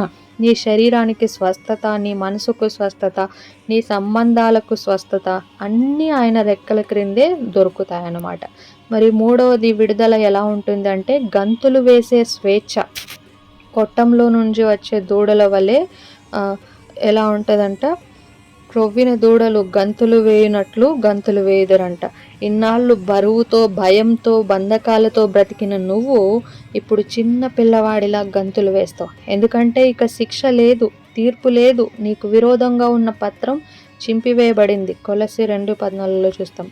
మరి అదే దినము 2 తీర్పులు. గమనించండి, దుష్టులను కాల్చే అగ్నియే భయభక్తులను వెచ్చచేసే సూర్యకాంతి అవుతుంది. ఐగుప్తీయులకు అది చీకటి రాత్రి, కానీ అదే రాత్రి ఇశ్రాయేలీయులకు విడుదల రాత్రి అయింది. నోవహు కాలంలో అదే జలప్రలయం లోకాన్ని ముంచేసింది. నోవహును అదే జలప్రలయము పైకి లేపింది. మరి నువ్వు తొక్కే దినం అనేది భయంకరమైన దినం కాదు. భయభక్తులు గలవారికి అది పండుగ దినం. ఎందుకంటే ఆ దినాన్ని నీ శత్రువు ఓడిపోతాడు, నీ విడుదల పూర్తవుతుంది, నీ యజమాని నిన్ను ఘనపరుస్తాడు. ఈరోజు నువ్వు ఏ బాధలో ఉన్నా, ఏ నిందలో ఉన్నా, ఏ పోరాటంలో ఉన్నా నీతి సూర్యుని రెక్కల క్రిందకు వచ్చేసాయి. అక్కడ స్వస్థత ఉంది, విడుదల ఉంది. ఆ దినం వచ్చే వరకు కాదు, ఆయన ఉదయించిన క్షణం నుంచే విడుదల మొదలైపోతుందన్నమాట. కాబట్టి ఫస్ట్ పాయింట్గా మనం చూసుకున్నాము, దేవుడు వాగ్దానం చేసిన దినం. మరి దేవుడు వాగ్దానం చేసిన దినంలో తీర్పు దినం ఉందని, మరి ఈ విడుదల దినం ఉందని చూసుకున్నాం కదా. మరి అదే దినం 2 తీర్పులు. మరి తొక్కేవారు, సెకండ్ మెయిన్ పాయింట్ ఏంటంటే తొక్కేవారు ఎవరు, విజయం ఎవరిది అని కదా. 4వ అధ్యాయం 3వ వచనంలో మీరు వారిని అణగద్రొక్కుదురు అని సైన్యములకు అధిపతి యెహోవా సెలవిచ్చున్నాడు. మరి ఇది సైన్యములకు అధిపతి యెహోవా శాసనం. ఇక్కడ మీరు అంటున్నాడు కదా, మీరు వారిని అణగద్రొక్కుదురని. మరి ఆ మీరు అంటే ఎవరు? దేవుని నామానికి భయపడువారే ఆ మీరు. అమ్మా, దేవుని నామం భయభక్తులు కలిగిన వారు, ఆయన నామం. కరెక్ట్ అమ్మా. దేవుని నామానికి భయపడేవారే, భయభక్తులు గలవారే ఆ మీరు అనే అర్థం. ఈ దినాల్లో దేవుని నామం చులకనైపోయిందండి. మన మాటల్లో భక్తి, క్రియల్లో రాజీ పడతాం. కానీ దేవుడు వెతుకుతా ఉండేది రహస్యంలో సైతం ఆయన మాటకు వణికే హృదయం. అబద్ధం అమ్మి బ్రతకడం ఇష్టం లేని నీతిని, లంచం తీసుకోకుండా ఆకలితో పడుకునే యథార్థతను దేవుడు చూస్తున్నాడు. తీర్పు దినాన మరి అగ్ని రాజుకున్నప్పుడు ఈ భయభక్తులే కాలిపోకుండా నిలబెడతారు. ఎందుకంటే వాళ్ళు ఇప్పటికే తమ స్వార్థాన్ని కాల్చేసుకున్నారు. దేవుని భయం అంటే లోక భయం పోతుంది. మనుషులకు భయపడేవాడు దేవుణ్ణి సంతోషపెట్టలేడు. కానీ దేవునికి భయపడేవాడిని చూసి నరకం వణుకుతుందంట. దేవుని భయం అంటే పాపంతో రాజీ లేదు. చిన్న అబద్ధం, చిన్న మోసం అని సర్ది చెప్పుకోవడం ఉండదు. దేవుడు చూస్తున్నాడు అనే స్పృహ ప్రతి అడుగులో ఉంటుంది. దేవుని భయం అంటే ఆశీర్వాదానికి తాళం చెవి లాంటిది. మరి కీర్తనలు 25:14 చెప్పినట్టు యెహోవా మర్మం ఆయనకు భయపడే వారికి తెలియజేయబడుతుందంట. మరి నీ శత్రువు పన్నాగం నీకు ముందే తెలిసిపోతుంది. దేవుని భయం అంటే తుది శ్వాస వరకు నిలకడ. చాలామంది మొదలు పెడతారు కానీ ముగించలేరు. కానీ దేవునికి భయపడేవాడు పందెంలో గెలుస్తాడు, విజయము వాళ్ళదే అవుతుంది. అందుకే తొక్కేవారు ఎవరు, విజయం ఎవరిది అని. ఈ కొట్టంలో నుంచి విడిపింపబడిన దూడల్లాంటి వారే తొక్కేవారు అనమాట. కొట్టము అంటే బంధకం. కొందరికి అది పాపపు వ్యసనం, కొందరికి గతపు గాయం, కొందరికి భయం, కొందరికి తిరస్కారం. ఆ కొట్టంలో మనిషి బ్రతికి ఉన్నా చచ్చినట్టే. ప్రార్థనలో బలం ఉండదు, వాక్యంలో వెలుగు కనబడదు, జీవితంలో నిరీక్షణ ఉండదు. కానీ నీతి సూర్యుడైన యేసుక్రీస్తు ఉదయించినప్పుడు ఆ కొట్టం తలుపులు ఊడిపోతాయి. ఆయన రెక్కల క్రింద స్వస్థత దొరికిన వాడు ఇక మళ్ళీ ఆ బంధకాల్లోకి, ఆ కొట్టంలోకి వెళ్ళడు. వాడు గంతులు వేస్తాడు. అది లోకానికి పిచ్చిగా కనిపిస్తుంది, కానీ పరలోకానికి అది విజయోత్సవం అన్నమాట. దుష్టులను తొక్కే అధికారం విడుదల పొందిన వాడికే ఇవ్వబడుతుంది. కొట్టంలో ఉన్నవాడికి కళలు ఉండవు, కానీ విడుదల పొందిన వాడికి దర్శనం ఉంటుంది. ఇన్నాళ్ళు నేను ఇంతే అనుకున్నవాడు దేవుడు నా ద్వారా ఏమైనా చేయగలడు అనే విశ్వాసంతో లేస్తారనమాట. కొట్టంలో ఉన్న వాళ్ళు మూలుగుతారు, కానీ బయటకు వచ్చిన వాడు దేవుణ్ణి స్తుతిస్తాడు. నీ నోట్లో దేవుని స్తుతి లేకపోతే నువ్వింకా ఏదో ఒక కొట్టంలో ఉన్నావనే అర్థం. విడుదల అంటే పాత బట్టలు తీసేయడం. ఇజ్రాయేలీయులు ఐగుప్తు నుండి వచ్చినా కూడా ఐగుప్తు తలంపులను మనసులో ఉంచుకున్నారు. కొట్టం నుండి వచ్చావు సరే బయటకు, కొట్టం బుద్ధి ఇంకా ఉందా మన హృదయంలో? అది చూసుకోవాలి. గంతులు వేయడం అంటే సిగ్గు విడిచిపెట్టడం. దావీదు మందసం ముందు గంతులు వేస్తే మీకాలు అవహేళన చేసింది కదా. లోకం నిన్ను చూసి నవ్వినా సరే దేవుడు నిన్ను చూసి మురిసిపోతాడు. దేవుని చేత బలపరచబడిన వారే తొక్కేవారు. ఇది మన యుద్ధం కాదు. మన శక్తి, మన తెలివి, మన పలుకుబడి దుష్టత్వాన్ని అస్సలు ఓడించలేవు. మరి నేను క్రియ చేయు దినమున అంటున్నాడు కదా, నేను నియమింపబో దినమున దుర్మార్గులు మీ పాదముల కింద ధూళి వలె ఉంటారని అని యెహోవా స్పష్టంగా చెప్తున్నాడు. క్రియ ఆయనది, కీర్తి ఆయనది. ఆయన పని ఆయనలో నిలిచి ఉండటం, ఆయన సమయం కోసం కనిపెట్టడమే. ఆయన లేచిన దినాన శత్రువులు బూడిదవుతారనమాట. అంటే ఇంకా తిరిగి లేవనే లేరు. ఇక నిన్ను ముట్టుకోలేరు శత్రువులు ఎవరు కూడా. ఈరోజు నిన్ను తొక్కేసిన సమస్య రేపు నీ కాళ్ళ కింద ఉంటుంది. కారణం, నిన్ను బలపరిచేది సర్వశక్తుడైన దేవుడు. దేవుని బలం అంటే మన బలహీనతలో కనబడుతుంది. పౌలు అన్నట్టుగా నా శక్తి బలహీనత యందు పరిపూర్ణమవుతోంది. నువ్వు అయిపోయాను, నేను ఇంకా అనుకున్న చోటే, నేను ఇంకా అయిపోయాను అనుకున్న చోటే దేవుడు అప్పటి నుంచి స్టార్ట్ చేస్తాడు, మొదలు పెడతాడు. దేవుని బలము అంటే ఒంటరిగా యుద్ధం చేయవు. ఎలీషా చుట్టూ అగ్నిరథాలు ఉన్నట్టు నీ చుట్టూ కూడా దేవుని సైన్యం ఉంది. అవి నీ కంటికి కనబడకపోవచ్చు, శత్రువు కంటికి కనిపిస్తుంది. దేవుని బలం అంటే ఆయుధం మారిపోతుంది. దావీదు కత్తితో కాదు వడిసెలతో గెలిచాడు. గిద్యోను కత్తులతో కాదు కుండలు దివిటీలతో గెలిచాడు. మరి నీ దగ్గర ఏముందో అది చాలు, దేవుని చేయి దాని మీద ఉంటే. దేవుని బలం అంటే చివరి నిమిషంలో అద్భుతం అయినట్టే. ఫరో సైన్యం వెనకాల వస్తూ ఉంది, ఎర్ర సముద్రం ముందరుంది, ఇక అయిపోయింది అనుకున్న టైంలోనే దేవుడు సముద్రాన్ని పాయలుగా చీల్చి దారి తెరుస్తాడు. ఆయన ఆలస్యం చేయడు, ఆయన తప్పిపోడు. కాబట్టి గుర్తుంచుకో, తొక్కే దినం కోపంతో రగిలిపోయేవాడిది కాదు, కక్ష తీర్చుకోవాలనుకునేవాడిది కాదు. ఈ తొక్కే దినం దేవుని నామానికి భయపడి ఆయన ద్వారా విడుదల పొంది ఆయన బలంతో నిలబడే వాడిది. ఇప్పుడు నిన్ను పరిస్థితులు తొక్కేస్తూ ఉండొచ్చు, కానీ వాక్యం మారదు కదా. నువ్వు తొక్కే దినం వస్తుంది, నువ్వు అనగదొక్కే దినం వస్తుంది అంటే మరి అప్పటి వరకు మోకాళ్ళ మీద నిలబడు. ఎందుకంటే మోకాళ్ళ మీద నిలబడే వాడికి చివరికి శత్రువు మెడ మీద నిలబడతాడంట.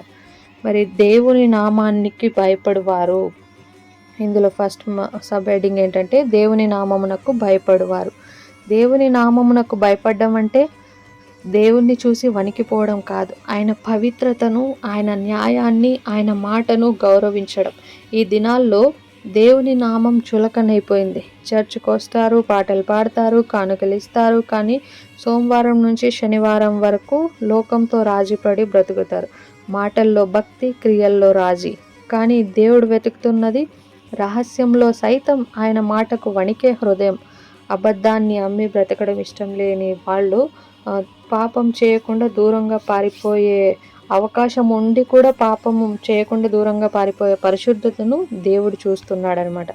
మరి తీర్పు దినాన అగ్ని రాజుకున్నప్పుడు ఈ భయభక్తులే కాలిపోకుండా నిలబెడతాయి.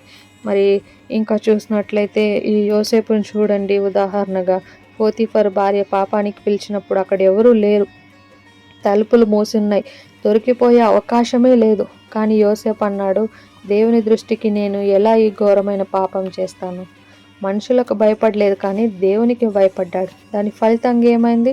చెరసాలకు వెళ్ళాడు, కానీ దేవుడు వదిలిపెట్టాడా? లేదు. చెరసాల నుంచి నేరుగా ఐగుప్తుకు ప్రధానమంత్రి అయ్యాడు. తనను గోతిలో పడేసి అమ్మిన అన్నలే కరువు కాలంలో తన కాళ్ళ మీద పడ్డారు. మరి 4వ అధ్యాయం 3వ వచనంలోని వాగ్దానం ఏంటంటే, మీరు దుర్మార్గులను, దుష్టులను అణగద్రొక్కుతారు, మీ పాదముల క్రింద అణగద్రొక్కుతారు. మరి దేవుడు నీ పక్షాన యుద్ధం చేస్తూ ఉన్నాడు. ఈరోజు నీ నీతిని చూసి నవ్విన వాళ్ళు రేపు నీ ఉన్నతిని చూసి సిగ్గుపడతారు. ఎందుకంటే విజయము దేవుని నామానికి భయపడే వారిదే. మరి దేవుని నామానికి భయపడే లిస్టులో మన పేరు కూడా ఉండులాగున దేవుడు సహాయం చేస్తాడు. మరి కొట్టంలో నుంచి విడిపించబడిన దూడల్లాంటి వారు అంటే, కొట్టం అంటే బంధకాలు కొందరికి అది పాపపు వ్యసనము, కొందరికి గతం యొక్క భయము, కొందరికి అప్పుల ఊబి. ఆ కొట్టంలో మనిషి బతికున్నా కూడా చనిపోయినట్టే కదా. సంకెళ్ళు, బయటకు వెళ్ళాలని ఉన్నా కాళ్ళకు సంకెళ్ళు ఉన్నట్టు, ఎగరాలని ఉన్నా రెక్కలు విరిగినట్టు అనిపిస్తుంది. ప్రార్థనలో బలం ఉండదు, వాక్యంలో వెలుగు కనబడదు కదా, జీవితంలో నిరీక్షణ ఉండదు, నోట్లో నుంచి స్తుతి రానే రాదు. కానీ నీతి సూర్యుడు ఉదయించినప్పుడు గంతులు వేస్తారు. ఎరికో పట్టణం బయట రోడ్డు పక్కన కూర్చొని అడుక్కునే గుడ్డివాడు ఉన్నాడు కదా, భర్తిమై. అది వాడి కొట్టం. చీకటి, పేదరికము, తిరస్కారము, నిస్సహాయత. కానీ యేసు ఆ దారిన వెళ్తున్నాడని విన్న వెంటనే ఏమంటున్నాడు? దావీదు కుమారుడా యేసు, నన్ను కరుణించు అని కేక వేస్తాడు. లోకం వాడిని గద్దించింది, నోర్మోయ్ అంది. కానీ వాడు ఇంకా గట్టిగా కేకలు వేశాడు. యేసు తనని పిలిచి కళ్ళు తెరిపించాడు. ఇన్నాళ్ళు వాడిని తొక్కేసిన చీకటి, అవమానము, అడుక్కు తినే బ్రతుకు అన్నీ అతని కాళ్ళ కింద బూడిదైపోతాయి. వాక్యం చెప్పినట్టు వాడు గంతులు వేస్తూ యేసు వెంట వెళ్ళాడు. ఈరోజు నిన్ను తొక్కేస్తున్న పరిస్థితి రేపు నీ సాక్ష్యం అవుతుంది. ఎందుకంటే తొక్కే అధికారం కొట్టంలో నుంచి వచ్చిన వాడిదే. మరి దేవుని చేత బలపరచబడిన వారెవరు? ఇది మన యుద్ధం కాదు. దేవుడు మనల్ని దేవుని చేయి దాని మీద ఉంటే నీ దగ్గర ఏముందో అది చాలు. ఒక్క నిమిషంలో దేవుడు అద్భుతం లాస్ట్ సెకండ్లో కూడా చేయగలడు. మరి గొల్యాతును చూడండి. ఎదురుగా గొల్యాతు నిలబడినప్పుడు దావీదు దగ్గర కత్తి లేదు, కవచం లేదు, యుద్ధం యొక్క అనుభవం లేదు, వయసులో చిన్నవాడు, ఒంట్లో బలం లేదు. కానీ దావీదు అన్న ఒక్క మాట చూడండి, సైన్యములకు అధిపతి యెహోవా నామం పేరిట నేను నీ మీదికి వస్తున్నాను. యుద్ధం దావీదుది కాదు, యెహోవాది. క్రియ చేసింది దేవుడు, తొక్కింది దావీదు. ఒకే ఒక్క రాయితో 9 అడుగుల రాక్షసుడు నేల కూలిపోయాడు. ఇన్నాళ్ళు ఇజ్రాయెల్ సైన్యాన్ని వణికించిన గొల్యాతు తల ఈ గొర్రెల కాపరి అయిన పిల్లవాడి కాళ్ళ దగ్గర పడింది. ఈరోజు నీ ముందు నిలబడిన గొల్యాతు ఎంత పెద్దవాడైనా సరే నీ దేవుడు ఇంకా పెద్దవాడు. క్రియ ఆయన చేస్తాడు, తొక్కేది మాత్రం నువ్వే. మరి ఈ దినం కోసం మన సిద్ధపాటు ఎలా ఉండాలి? నువ్వు తొక్కే ఆ దినం వస్తుంది అనే దాంట్లో 3వ పాయింట్, ఈ దినం కోసం సిద్ధపాటు ఎలా ఉండాలి అని. మరి మీరు అణగద్రొక్కే దినం వస్తుందని దేవుడు వాగ్దానం చేశాడు, అది ఖాయం. కానీ ఆ దినం కోసం మనం ఖాళీగా కూర్చుంటే సరిపోదు. పెళ్ళికి పిలిచిన వరుడు వస్తున్నాడని తెలిసి పెళ్లి కూతురు తయారుగా లేకపోతే ఎలా ఉంటుంది? అలాగే దేవుని దినం కోసం మనం సిద్ధపడాలి. మలాకి ప్రవక్త చివరి అధ్యాయంలో 3 విషయాలు స్పష్టంగా చెప్తున్నాడు. మోషే ధర్మశాస్త్రాన్ని జ్ఞాపకం చేసుకోవాలని, హృదయాలను సరిచేసుకోవాలని, నిరీక్షణతో ఎదురు చూడాలని. మరి 4వ వచనంలో చూస్తే హోరేబు కొండ మీద ఇశ్రాయేలీయులు అందరి కొరకై నా సేవకుడైన మోషేకు ఆజ్ఞాపించిన ధర్మశాస్త్రమును, దాని కట్టడలను, విధులను జ్ఞాపకం చేసుకునండి. ఇది నెక్స్ట్ వీక్ ఇంకా క్లియర్గా చూసుకుంటాము. ధర్మశాస్త్రం అంటే పాత నిబంధన కాదు, అది దేవుని మాట. ఈరోజు మనకు వాక్యం చేతిలో ఉంది కానీ హృదయంలో లేదు. ఫోన్లో యాప్ ఉంది, బైబిల్ యాప్స్ చాలా ఉన్నాయి, కానీ జీవితంలో అప్లికేషన్ లేదు. ఆదివారం వింటున్నాం, సోమవారం మర్చిపోతున్నాం. కానీ ఆ దినాన నిలబడాలంటే వాక్యం నీ రక్తంలో ఇమిడిపోవాలి, వాక్యం నీ ఆలోచన కావాలి, వాక్యం నీ నిర్ణయం కావాలి, వాక్యం నీ జీవన విధానం కావాలి. ఎందుకంటే శత్రువు వచ్చినప్పుడు నీ దగ్గర కత్తి ఉండదు, వాక్యమే నీ ఖడ్గం. యేసు సైతం సాతానుతో యుద్ధం చేసింది వ్రాయబడి ఉన్నది అనే వాక్యంతోనే. కాబట్టి వాక్యాన్ని చదవండి, ధ్యానించండి, జ్ఞాపకం చేసుకోండి, జీవించండి. లేకపోతే ఆ దినాన నువ్వు తొక్కే బదులు తొక్కబడతావు. కాబట్టి మోషే ధర్మశాస్త్రాన్ని జ్ఞాపకం చేసుకోవాలి. మరి హృదయాలను సరిచేసుకోవాలి. మరి అతడు తండ్రుల హృదయాలను పిల్లల తట్టు, పిల్లల హృదయాలను తండ్రుల తట్టు తిప్పుతాడు. మరి నీ హృదయాన్ని ఆ దినం రాకముందు దేవుడు చూసేది నీ అభిషేకాన్ని కాదు, నీ హృదయాన్ని. నీ ఇంట్లో సంబంధాలు ఎలా ఉన్నాయి? భార్యాభర్తల మధ్య దూరం ఉందా? తండ్రి కొడుకుల మధ్య మాటలు లేవా? తల్లి కూతుళ్ళ మధ్య గోడ ఉందా? సంఘంలో విరోధాలు, కక్షలు, గుంపులున్నాయా? దేవుని కోసం ఎదురు చూసేవాడు ముందు తన ఇంటిని సరి చేసుకుంటాడు. ఎందుకంటే దేవుడు శపించిన దేశాన్ని కొట్టేస్తానన్నాడు. కుటుంబాలు కూలిపోతే సంఘం నిలబడదు, సంఘం కూలిపోతే దేశం నిలబడదు. కాబట్టి ఈరోజే ఫోన్ చేయండి. ఎవరికైనా గొడవ పడి ఉంటే క్షమాపణ అడగండి, క్షమించండి, కౌగిలించుకోండి. నీ హృదయం సరిగా ఉంటే నీ కాలు శత్రువు మెడ మీద సరిగ్గా పడుతుంది. ఇంకా నిరీక్షణతో ఎదురు చూడాలి. ఈరోజు చుట్టూ చూస్తే అన్యాయమే గెలుస్తున్నట్టు అనిపిస్తుంది, అబద్ధమే ఏలుతున్నట్టు అనిపిస్తుంది, దుష్టులే వర్ధిల్లుతున్నట్టు అనిపిస్తుంది. నీతిమంతుడు ఏడుస్తున్నాడు, పాపి నవ్వుతున్నాడు. కీర్తనకారుడు ఆసాపు కూడా ఇదే చూసి కాలు జారబోయాడు. కానీ దేవుడు అంటున్నాడు, ఆ దినం రాకముందే తీర్పు ఖాయం, విడుదల ఖాయం. భయభక్తులకు అది విజయ దినం, దుష్టులకు అది నాశనమైన దినం. మరి కాబట్టి కళ్ళు కాయలు కాచేలా ఎదురు చూడు, విసిగిపోవద్దు, అలసిపోవద్దు, వెనక్కి తిరగద్దు. మరి హబక్కూకు 2:3 చెప్పినట్టు దర్శనం ఆలస్యమైనా కానీ దానికోసం కనిపెట్టు, అది తప్పకుండా వస్తుంది. ఆలస్యం చేయదు. నిరీక్షణ అంటే ఖాళీగా కూర్చోవడం కాదు. నోవహు ఓడ కట్టుకుంటూ నిరీక్షించాడు, నెహెమ్యా గోడ కడుతూ నిరీక్షించాడు, పౌలు సువార్త ప్రకటిస్తూ నిరీక్షించాడు. నువ్వు కూడా నీ పని చేసుకుంటూ, నీ పరిశుద్ధతను కాపాడుకుంటూ, నీ విశ్వాసం పోగొట్టుకోకుండా ఎదురు చూడు. ఉదాహరణకు మరి చూడండి, బుద్ధిగల కన్యకలను చూడండి. పెళ్లి కుమారుడు అర్ధరాత్రి వస్తాడని వాళ్ళకి తెలుసు. అందుకే వాళ్ళు దివిటీలు సిద్ధం చేసుకున్నారు. అదనంగా ఎక్స్ట్రా కొంచెం నూనె కూడా పెట్టుకున్నారు. ఒకవేళ వరుడు ఆలస్యం చేసినా వాళ్ళు నిద్రపోయారు, కానీ సిద్ధపాటులో ఉన్నారు. అర్ధరాత్రి కేక వినగానే లేచి దివిటీలు వెలిగించి వరునితో లోపలికి వెళ్ళారు పెళ్లి కుమారునితో. కానీ బుద్ధి లేని కన్యకలు నూనె లేకుండా వచ్చారు, తలుపు మూసేశారు. ఆ దినం వస్తుందండి. వాక్యం అనే నూనె మీ దగ్గర ఉందా? సంబంధాలు అనే వత్తి సరిగా ఉందా? నిరీక్షణ అనే మంట ఆరిపోకుండా ఉందా? ఉంటే నువ్వు తొక్కే దినాన నిన్ను ఆపేది ఎవ్వరూ లేరు. తలుపు నీ కోసమే తెరుచుకుంటుంది. కాబట్టి సిద్ధపడు, వాక్యంతో నింపబడు, హృదయాన్ని సరిచేసుకో, నిరీక్షణతో రగిలిపో. ఎందుకంటే నువ్వు తొక్కే దినం వస్తోంది. అది దూరంగా లేదు, చాలా దగ్గరగా వచ్చేసింది. అందుకే మోషే ధర్మశాస్త్రాన్ని జ్ఞాపకం చేసుకోవాలి. ఆ దినం కోసం సిద్ధపడాలంటే మొదటి మెట్టు వాక్యం, ధర్మశాస్త్రం. ధర్మశాస్త్రం అంటే కేవలం పాత నిబంధన కాదు, అది దేవుని మాట, దేవుని చిత్తం, దేవుని స్వరం. ఈరోజు మన సమస్య ఏంటంటే వాక్యం చేతిలో ఉంది కానీ హృదయంలో లేదు కదా. మరి వాక్యాన్ని హృదయంలో ఉంచుకోవాలి. అలాగే హృదయంను మనం సరిచేసుకోవాలి. దేవుడు వచ్చే పాటికి మన హృదయము సరిచేసుకొని ఉండాలి. మరి జక్కయ్యను చూస్తే అతడు పన్నులు వసూలు చేసేవాడు కదా, ట్యాక్స్ కలెక్టర్. అవినీతిపరుడు, లోకం దృష్టిలో పాపి, ప్రజల డబ్బు దోచుకున్నాడు. అందరూ అతన్ని ద్వేషించారు. కానీ యేసు అతని ఇంటికి వచ్చిన రోజు అతని హృదయము కదిలింపబడింది. అతడు లేచి నిలబడి అంటున్నాడు, ప్రభువా, నేను అన్యాయంగా ఎవరి సొమ్మైనా తీసుకొని ఉంటే దాన్ని 4 అంతలు మరలా ఇచ్చేస్తానని. సంబంధాలు సరిచేసుకున్నాడు, తప్పు దిద్దుకున్నాడు. అప్పుడు యేసు అన్నమాట విన్నావా? నేడు ఈ ఇంటికి రక్షణ వచ్చింది. రక్షణ కావాలంటే, రక్షణ రావాలంటే, విడుదల రావాలంటే, ఆ దినాన తొక్కే అధికారం రావాలంటే ముందు హృదయం తిరగాలి, సంబంధాలు బాగుపడాలి. కాబట్టి ఆ దినం కోసం ఎదురు చూస్తున్నావా? అయితే ఈరోజే మన హృదయాల్ని చెక్ చేసుకోవాలి.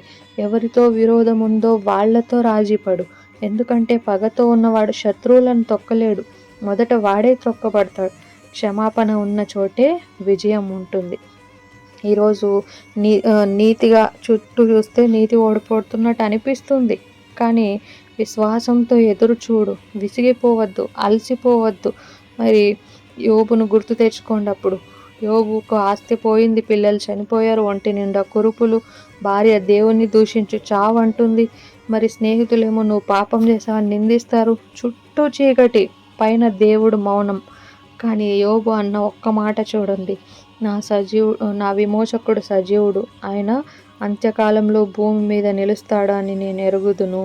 నిరీక్షణ వదల్లేదు. ఫలితంగా యెహోవా యోబును ఫస్ట్ కంటే మునుపటి కంటే డబల్గా ఆశీర్వదించాడు, రెండంతలుగా ఆశీర్వదించాడు.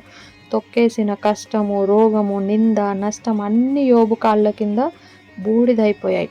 మరి నీ పరిస్థితి కూడా అంతే. ఈరోజు నిన్ను ఏడిపించిన సమస్యే రేపు నీ సాక్ష్యం అవ్వబోతుంది. కారణం నువ్వు నిరీక్షణతో ఎదురు చూసేవాడివి కాబట్టి. మరి ముగింపుగా మలాకీ గ్రంథం పాత నిబంధనకు ముగింపు మాట, 400 సంవత్సరాలు దేవుడు మౌనంగా ఉన్నాడు. కానీ ఆ మౌనం వెనుక ఒక గొప్ప వాగ్దానం ఉంది. నువ్వు తొక్కే దినం వస్తుంది. ఈరోజు దుష్టత్వం పై చేయిగా కనిపించవచ్చు. నీ ఆఫీస్లో అబద్ధం చెప్పేవాళ్ళు ప్రమోషన్ పొందుతూ ఉండవచ్చు. నీ చుట్టూ లంచగొండ్లు బ్రతుకుతూ ఉండవచ్చు. నిన్ను మోసం చేసిన వాడు నవ్వుతూ ఉండవచ్చు. నీ నీతిని చూసి లోకం వెక్కిరిస్తూ ఉండవచ్చు. కానీ దేవుడు చెప్తున్నాడు, ఆ దినం వస్తుంది. ఆ దినాన పరిస్థితి తిరగబడుతుంది. తీర్పు దినాన అహంకారులు, దుర్మార్గులు కొయ్య కాలువలే కాలిపోతారు. కానీ నీతి సూర్యుడైన యేసు రెక్కల క్రింద నీకు స్వస్థత ఉంది, ఆరోగ్యం ఉంది, విడుదల ఉంది, గెలుపు ఉంది. కాబట్టి భయపడకు. మోషే ధర్మశాస్త్రాన్ని అంటే దేవుని వాక్యాన్ని జ్ఞాపకం చేసుకో. హృదయాలను సరి చేసుకో. సంబంధాలను బాగు చేసుకో. నిరీక్షణతో, విశ్వాసంతో ఎదురు చూడు. ఎందుకంటే సైన్యములకు అధిపతియగు యెహోవా సెలవిస్తూ ఉన్నాడు, నేను నియమింపబోవు దినమున దుర్మార్గులు మీ పాదముల క్రింద ఎట్లుంటారంట, ధూళి వలె ఉందురు. మరి నువ్వు తొక్కే దినం వస్తుంది. అది దూరంగా లేదు, దగ్గరకు వచ్చేసిందని దేవుడు చెప్తున్నాడు. కానీ ఆ దినం వరకు నీతి సూర్యుడైన యేసు రెక్కల క్రింద స్వస్థత ఉంది, విడుదల ఉంది, గెలుపు ఉంది. ఆమేన్. ప్రభువు ఈ చిన్న వాక్యాన్ని దీవించి ఆశీర్వదించును గాక. ఆమేన్. ప్రార్థన చేసుకుందాం. పరలోకమందున మా తండ్రి, సైన్యములకు అధిపతి యెహోవా, నీ నామం పరిశుద్ధమైనది, నీ మాట సత్యమైనది, నీ వాగ్దానం నెరవేరుతుంది.